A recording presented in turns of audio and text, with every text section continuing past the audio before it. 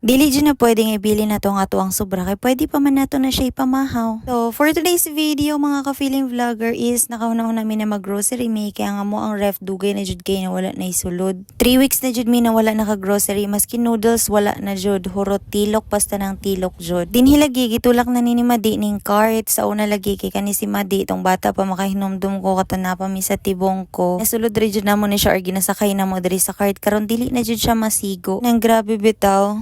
Kapaspas na lang jud sa dagan sa mga katuigan no. Usahay bitaw makahuna-huna ta nga dali ra jud kaayo katong mga bata pata.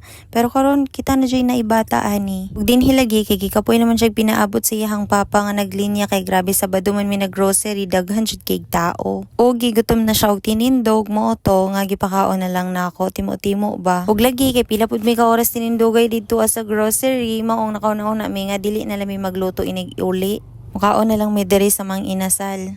O kani lagi siya nag-video-video siyang kaugalingon ani kay gusto lagi pud niya na mag ASMR daw siya. Kay basin mag-vlogger pud ni siya ini kadako di ay kay gusto man jud niya na mag-atubang jud siya permanente sa camera. Mo na jud ni pinakaganahan ako na part bisag asa jud maabot ta. Wala jud ta ani ipang balot ra gyud gyapon nato ni ato ang mga sobra. Kay alangan naman pud dili nato nadalaon dili pud nato na usik-usikan no kay gibayran man na okay bye.